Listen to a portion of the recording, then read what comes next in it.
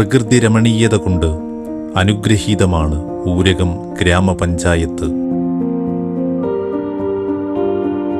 2200 അടി ഉയരത്തിൽ തല ഉയർത്തി നിൽക്കുന്ന ഊരകം മലയും അതിൽ നിന്നും രൂപം കൊണ്ട് പച്ചവിരിച്ച വയലേലകളെ തഴുകിത്തലോടി കടലുണ്ടിപ്പുഴയിൽ എത്തിച്ചേരുന്ന അരുവികളും ഊരകത്തിൻ്റെ ഗ്രാമസൗന്ദര്യത്തെ മനോഹരമാക്കുന്നു. വൈദേശിക ശക്തികൾക്കെതിരെയുള്ള പോരാട്ടത്തിനും ഈ മണ്ണ് സാക്ഷ്യം വഹിച്ചിട്ടുണ്ട്. കേവലം 23 വർഷത്തെ ജീവിതത്തിനുള്ളിൽ കവിയും മഹാകവിയുമായി സാഹിത്യ നഭസ്സിലെ കൊള്ളിമീനായി മാറിയ PC ബാലകൃഷ്ണ പണിക്കർ സ്വതന്ത്രപ്പിറവിക്കും മുമ്പേ ഈ നാടിനെ അടയാളപ്പെടുത്തിയ മഹാപ്രതിഭയാണ്. 1963 ഡിസംബർ 20 രൂപീകൃതമായ ഊരകം ഗ്രാമപഞ്ചായത്തിൻ്റെ പ്രഥമ പ്രസിഡന്റായ PK മുഹമ്മദ് കുട്ടി 1979 വരെ ഈ നാടിന് നേതൃത്വം നൽകി. 1.5 പതിറ്റാണ്ട് കാലം ഗ്രാമപഞ്ചായത്തിൻ്റെ പ്രസിഡന്റ് പദവിയിലിരുന്ന് ഒരു ഗ്രാമത്തിൻ്റെ നവോത്ഥാന ചരിത്രം രേഖപ്പെടുത്തി കടന്നു പോവുകയായിരുന്നു KK പൂക്കോയത്തങ്ങൾ. തുടർന്നു വന്ന പ്രസിഡന്റുമാരെല്ലാം ഈ നാടിൻ്റെ വികസന മുന്നേറ്റത്തിൽ നിർണായകമായ പങ്കുവഹിച്ചു. വിദ്യാഭ്യാസ സ്ഥാപനങ്ങൾ, സർക്കാർ ഓഫീസുകൾ, റോഡുകൾ തുടങ്ങി പൊതു ആവശ്യങ്ങൾക്കായി തൻ്റെ ഭൂമി ദാനം നൽകി മാതൃകയായ KC ശിവശങ്കര പണിക്കർ സ്മരണീയ വ്യക്തിത്വങ്ങളിൽ ഒരാളാണ്.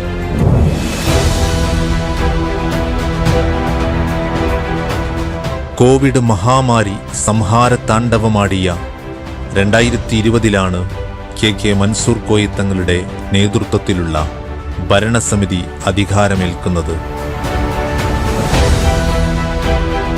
സമീപ പഞ്ചായത്തുകളെ അപേക്ഷിച്ച് ജനസംഖ്യയിലും വരുമാനത്തിലും നന്നേ കുറവുള്ള ഊരകം ഗ്രാമപഞ്ചായത്തിന് വികസന ജനക്ഷേമ പ്രവർത്തനങ്ങളിൽ വിപ്ലവം സൃഷ്ടിക്കാൻ സാധിച്ചു. UDF ഭരണകാലത്തെ നേട്ടങ്ങളുടെ കഥ പറയുകയാണ് ഊരകത്തിൻ്റെ മണ്ണും മനസ്സും. ജില്ലയിലെ പ്രധാന ടൂറിസ്റ്റ് കേന്ദ്രങ്ങളിലൊന്നായ മിനി ഊട്ടിയിലേക്കുള്ള പ്രധാന റോഡാണിത്. റോഡിന്റെ നവീകരണ പ്രവർത്തനത്തിനായി 12 കോടി രൂപയുടെ ടെൻഡർ നടപടികൾ പൂർത്തിയായി കഴിഞ്ഞു. ടെൻഡർ നടപടികൾ പൂർത്തിയാവുന്നതോടുകൂടി റോഡിന്റെ മുഖച്ഛായ തന്നെ മാറ്റിമറിയുകയും അത് ഈ നാടിന്റെ തന്നെ അഭിമാനമായി മാറുകയും ചെയ്യുന്നു.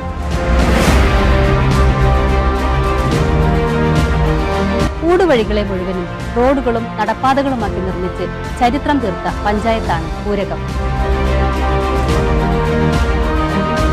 എല്ലാ പൊതുമരാമത്ത് റോഡുകളും റബ്ബറൈസ് ചെയ്ത് നവീകരിച്ചിട്ടുണ്ട്.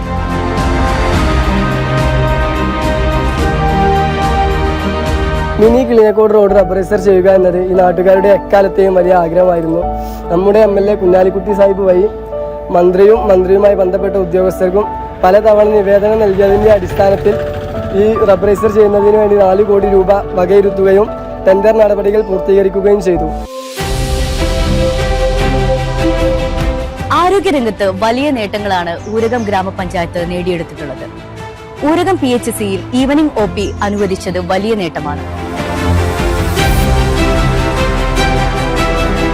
ഊരകം PHC ഈവനിംഗ് OP തുടങ്ങിയതിന് ജനങ്ങൾക്ക് വളരെ ഉപകാരപ്രദമായി.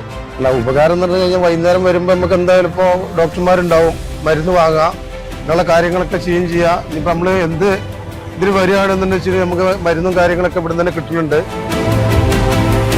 250-ലധികം രോഗികളാണ് ദിനേന ഇവിടെ ചികിത്സയ്ക്കെത്തുന്നത്. ഇതിന്റെ ഭാഗമായി സൗജന്യ മെഡിക്കൽ ലാബും അതോടൊപ്പം തന്നെ 75 ലക്ഷം രൂപയുടെ സൗജന്യ മരുന്നും വിതരണം ചെയ്യുന്നു.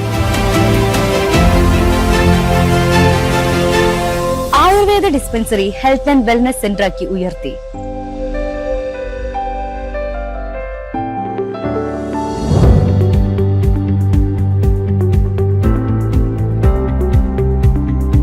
നമ്മിൽ പല രോഗികളും ആഗ്രഹിക്കുന്നത് സാന്ത്വനമാണ്.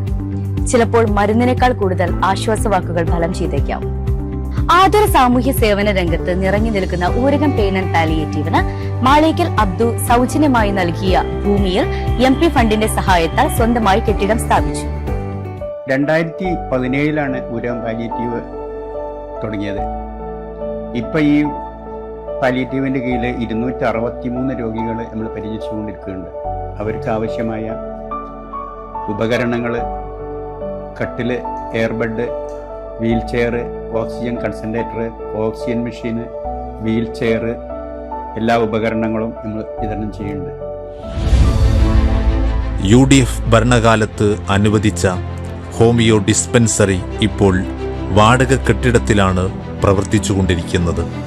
സ്വന്തമായി കെട്ടിടം നിർമ്മിക്കാൻ 5 സെന്റ് ഭൂമി കണ്ടെത്തുകയും 1 കോടി രൂപ അനുവദിക്കുകയും ചെയ്തിട്ടുണ്ട്.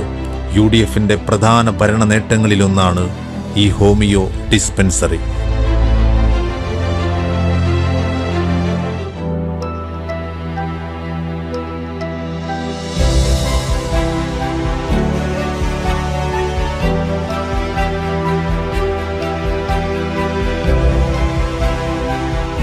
ലൈഫ് മിഷൻ പദ്ധതി 218 പേർക്ക് വീട് നിർമ്മിക്കാൻ 9 കോടി രൂപ അനുവദിച്ചുകൊണ്ട് ഊരകം പഞ്ചായത്ത്.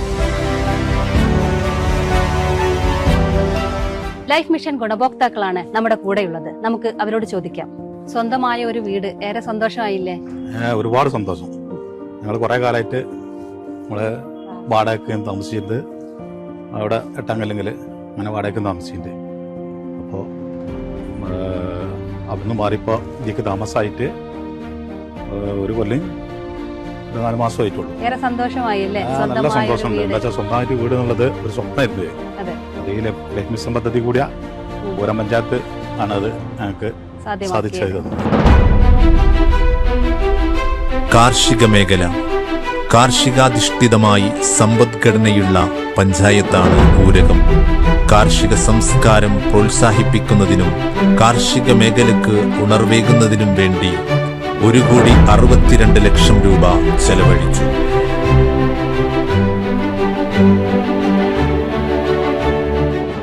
ഊരകം പഞ്ചായത്തിന്റെ വയലോലങ്ങളിൽ 40ഓളം ഹെക്ടർ സ്ഥലത്ത് നമുക്ക് നെൽകൃഷി ഇറക്കാൻ സാധിച്ചു പറഞ്ഞാൽ വളരെ നേട്ടമാണ്. അത്രയും നെൽകൃഷി പാടങ്ങൾ നമുക്ക് നെൽകൃഷി അനുയോജ്യമാക്കുന്ന രീതിയിൽ ചെയ്യാൻ സാധിച്ചു. അതിനാവശ്യമായ കുറേ വിത്തുകളും വളവും ഒക്കെ പഞ്ചായത്തിൻ്റെ ഫണ്ടിൽ നിന്ന് നമുക്ക് നൽകാൻ സാധിച്ചു. അതുപോലെ ഈ പച്ചക്കറി കൃഷിയായാലും വാഴകൃഷി ആയാലും മറ്റേ നാളികേര കൃഷിയാണെങ്കിൽ പോലും അതിനെല്ലാം ഭരണസമിതി ആവുന്നത്ര കൃഷിഭവന്റെ സഹകരണത്തോടു കൂടി നമുക്ക് ജനങ്ങളിലേക്ക് എത്തിക്കാൻ സാധിച്ചു എന്നാണ് ഞാൻ വിശ്വസിക്കുന്നത്.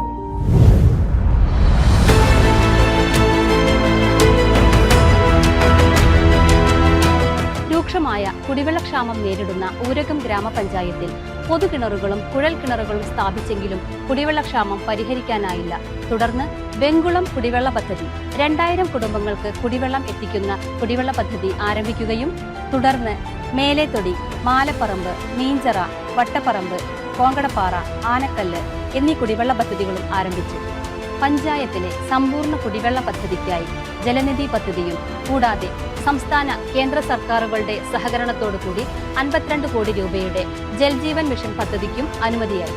ഇതിന്റെ ഭാഗമായി കടലുണ്ടിപ്പുഴയിൽ ചെക്ക് ഡാം കിണർ നിർമ്മാണ പ്രവൃത്തികൾ ആരംഭിച്ചു വരികയാണ്.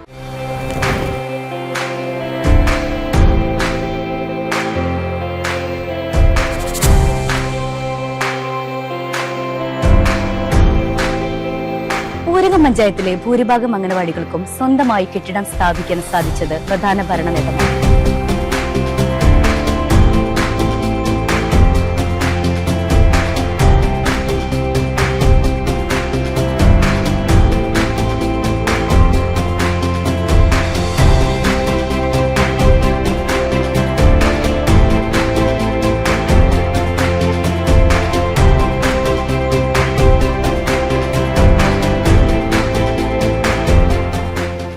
പഞ്ചായത്ത് സഹകരിച്ചിട്ട് അംഗനവാടിക്ക് കഴിഞ്ഞ സാമ്പത്തിക വർഷം വളരെയധികം മെച്ചങ്ങൾ ഉണ്ടായിരിക്കുന്നു. അതായത് ഏറ്റവും അധികം ഞങ്ങൾക്ക് രൂക്ഷമായിട്ടുള്ളത് കുടിവെള്ള പ്രശ്നമായിരുന്നു അംഗനവാടിക്ക്.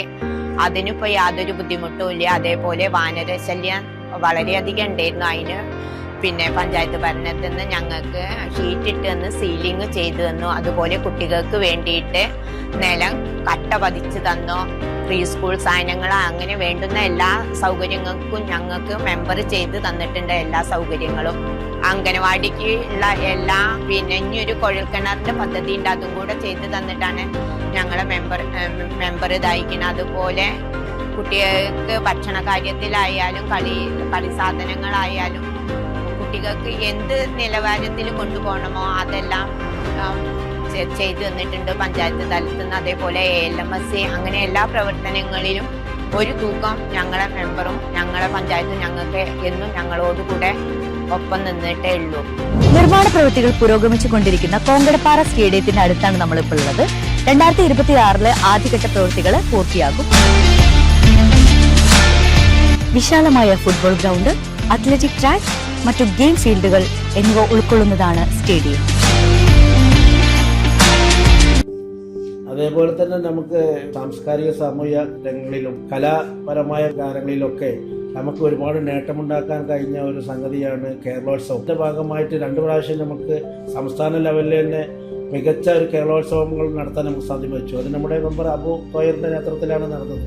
അതിലുപരി നമുക്ക് ജനങ്ങളിലേക്ക് എത്തിക്കാൻ മറ്റൊരു കാര്യമുള്ളത് സാംസ്കാരികമായിട്ട് നമ്മൾ തലമുറയെ വാർത്തെടുക്കുന്നതിന് വേണ്ടി KK പൂക്കോയ തങ്ങളുടെ പേരിൽ ഒരു സ്മാരകം ഉണ്ടാക്കുകയും ആ സ്മാരകത്തിൽ പഞ്ചായത്തിന്റെ വകയായിട്ട് ഒരു ലൈബ്രറി തുടങ്ങുകയും ആ ലൈബ്രറിയിൽ 3000-ത്തിലധികം പുസ്തകങ്ങൾ കുട്ടികൾക്ക് ഉപകാരപ്രദമായ രീതിയിൽ പഠിക്കാനും വായിക്കാനും ലൈബ്രറി രൂപീകരിക്കാൻ സാധിച്ചത് വളരെ സന്തോഷം.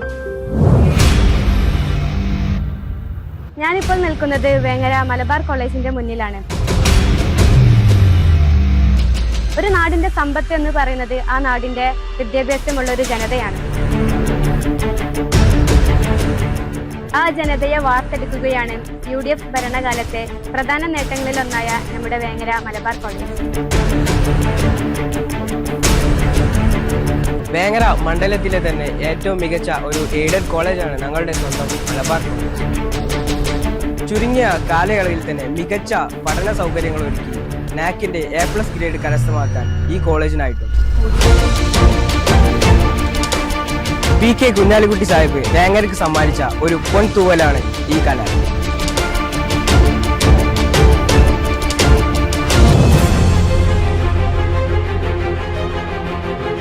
വേങ്ങരയുടെ മുഖമുദ്രയായ GVH സ്കൂളിന്റെ മുൻപിലാണ് ഞാൻ നിൽക്കുന്നത്. ഒരുപാട് കലാ സാംസ്കാരിക രാഷ്ട്രീയ രംഗത്തെ പ്രമുഖ വ്യക്തിത്വങ്ങളെ ഈ സ്ഥാപനത്തിന് വളർത്തിയെടുക്കാൻ സാധിച്ചിട്ടുണ്ട്. നമ്മുടെ MLA ബഹുമാനപ്പെട്ട PK കുഞ്ഞാലിക്കുട്ടി സാഹിബിനടക്കം ഈ നാടിന് സംഭാവനയായി നൽകിയ ഈ വിദ്യാലയം നമ്മുടെ വിദ്യാഭ്യാസ ഭൂപടത്തിന്റെ ഒരു നാഴികക്കല്ലാണ്.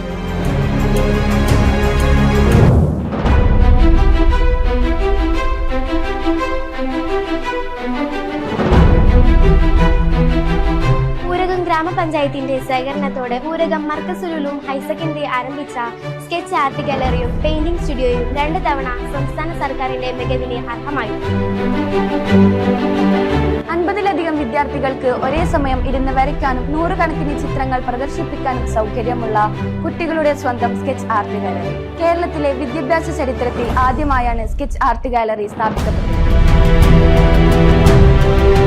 വിദ്യാഭ്യാസ രംഗത്ത് ഊരകം ഗ്രാമപഞ്ചായത്ത് നടത്തിയ വിപ്ലവകരമായ ആർട്ട് ഗാലറി എന്ന സംവിധാനം കേരളത്തിലെ പല വിദ്യാലയങ്ങളും മാതൃകയാക്കിക്കൊണ്ടിരിക്കുകയാണ്.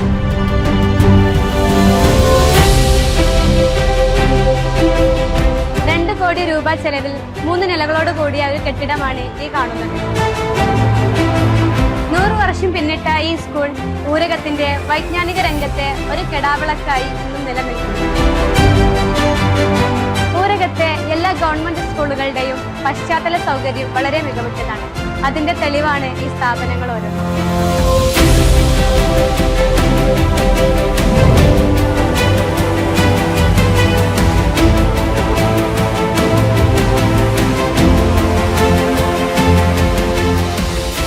അതേപോലെ ബഡ്സ് സ്കൂളിലെ കുട്ടികൾക്ക് ആവശ്യമായ ബഡ്സ് സ്കൂൾ കെട്ടിട നിർമ്മാണത്തിന് ആവശ്യമായ സ്ഥലം കണ്ടെത്തിയിട്ടുണ്ട്. നമ്മൾ പുതിയ കെട്ടിടം നിർമ്മിക്കാൻ ആവശ്യമായ തുടക്കം നമ്മൾ കുറിച്ചിട്ടുണ്ട്. ബഡ്സ് സ്കൂൾ ജില്ലാ തലത്തിലെ കുട്ടികൾക്ക് കായിക രംഗത്ത് നമ്മുടെ സ്കൂളിലെ ബഡ്സ് കുട്ടികൾക്ക് നല്ല സ്ഥാനങ്ങളിൽ ഉയർന്ന് പ്രവർത്തിക്കാൻ അവർക്ക് സാധിച്ചിട്ടുണ്ട്. അത് ജില്ലാ അടിസ്ഥാനത്തിൽ ബഡ്സ് സ്കൂളിൽ ഒരു ഒളിമ്പിക്സ് നടത്തിയിരുന്നു. ആ ഒളിമ്പിക്സിൽ നമ്മളെ കുട്ടികളെ സംബന്ധിച്ചിടത്തോളം 3ാം സ്ഥാനം കിട്ടിയത് ജില്ലയിൽ.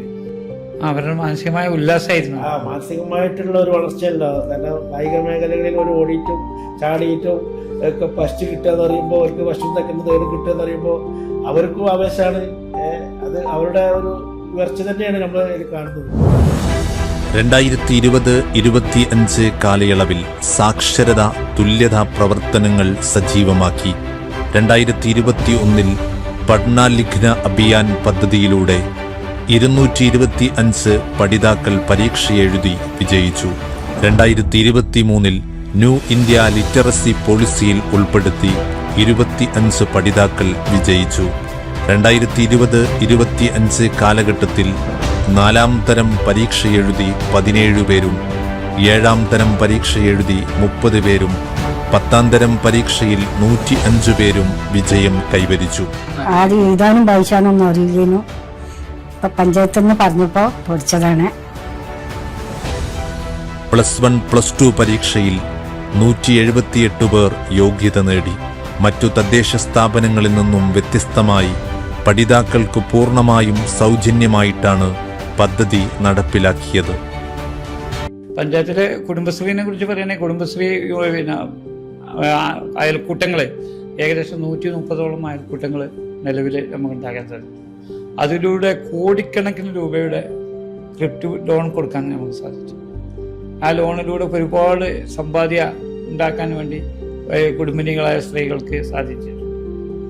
അതുപോലെ തന്നെ നമ്മളെ JSSന്റെ പദ്ധതി 50ഓളം ആളുകൾക്ക് തൊഴിലധിഷ്ഠ കോഴ്സ് പഠിപ്പിക്കുന്നതിൻ്റെ ഭാഗമായിട്ട് ഇപ്പോൾ എംബ്രോയിഡറിയും ടൈലറിങ്ങും ഒക്കെ നടത്തി പഠിപ്പിച്ച് 6 മാസത്തെ കോഴ്സാണ് കൃഷിഭവനുകളുടെ മുകളിലാണ് നടന്നുകൊണ്ടിരിക്കുന്നത്.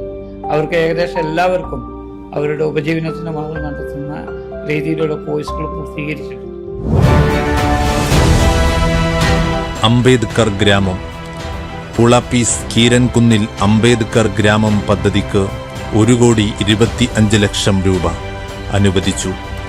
25 അതിലധികമോ SC കുടുംബങ്ങളുള്ള ഗ്രാമങ്ങളിൽ നടപ്പാക്കുന്ന അംബേദ്കർ ഗ്രാമം പദ്ധതിയിൽ ഉൾപ്പെടുത്തി 1 കോടി രൂപയും ജില്ലാ പഞ്ചായത്ത് പദ്ധതിയിൽ ഉൾപ്പെടുത്തി 25,00,000 രൂപയും അനുവദിച്ചു.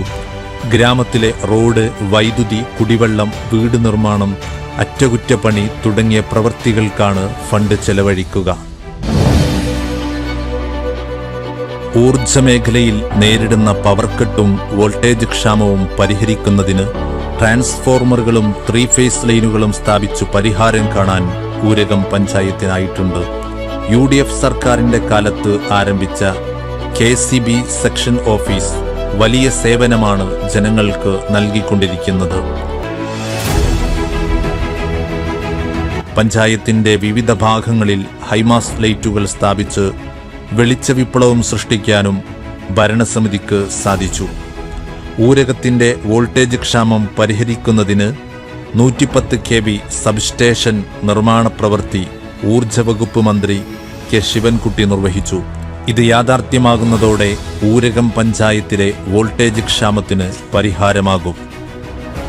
മാലിന്യമുക്ത നവകേരളത്തിന്റെ ഭാഗമായിട്ട് ഹരിത കർമ്മസേനയാണ് ഏറ്റവും വലിയ പ്രധാനപ്പെട്ട ആളുകൾ. അതിൽ നമ്മളെ സംബന്ധിച്ചിടത്തോളം പഞ്ചായത്തിൽ ഹരിത കർമ്മസേന പ്രവർത്തനം വളരെ സജീവമായി കൊണ്ടുപോകാൻ കഴിഞ്ഞു. നമ്മൾ അധികാരത്തിൽ വരുന്ന സമയത്ത് 14% ഉണ്ടായിരുന്നത്. അതിൽ നിന്ന് പോയിട്ട് നമ്മൾ ഏകദേശം ഒരു 85% വരെ നമ്മളെത്തി. ഓർമ്മയുണ്ടോ? ആ മൈമനാത്ത നമ്മൾ വൈസ് പ്രസിഡന്റിന്റെ ചാർജുള്ള സമയത്താണ് മന്ത്രി കോഴിക്കോട് വിളിച്ച ഒരു മീറ്റിംഗിൽ വെച്ച് നമ്മളെ അഭിനന്ദിക്കുകയും ചെയ്തു. പഞ്ചായത്തിനെ പ്രത്യേക അഭിനന്ദിക്കും. പഞ്ചായത്തും ഊരകം പഞ്ചായത്തിനെയാണ് അന്ന് ആ യോഗത്തിൽ അഭിനന്ദിച്ചത്. അപ്പോൾ ആ കാര്യത്തിൽ നമുക്ക് നല്ല നേട്ടമുണ്ടാക്കാൻ സാധിച്ചിട്ടുണ്ട്. ഹരിതകർമ്മ സേനയുടെ പ്രവർത്തനങ്ങൾ വളരെ ഭംഗിയായി നടത്തിയത് കൊണ്ട് തന്നെ നമുക്ക് ശുചിത്വവുമായി ബന്ധപ്പെട്ട് ഒരുപാട് മുന്നോട്ട് പോകാൻ സാധ്യമായി എന്നുള്ളത് ഇവിടെ ഒരു വസ്തുതയാണ്. അതോടൊപ്പം നമ്മൾ ടൗൺ ശുചീകരണം എന്ന് പറഞ്ഞിട്ട് ക്ലീൻ ഊരകം എന്ന പദ്ധതിയിലൂടെ നമ്മളെ സിനിമാൾ മുതൽ കാരാത്തോട് വരെയുള്ള അങ്ങാടികളിൽ വളരെ നല്ല രീതിയിൽ ഭംഗിയുള്ള ഒരു അങ്ങാടികളൊക്കെ മാറ്റാൻ നമുക്ക് സാധിച്ചിട്ടുണ്ട്.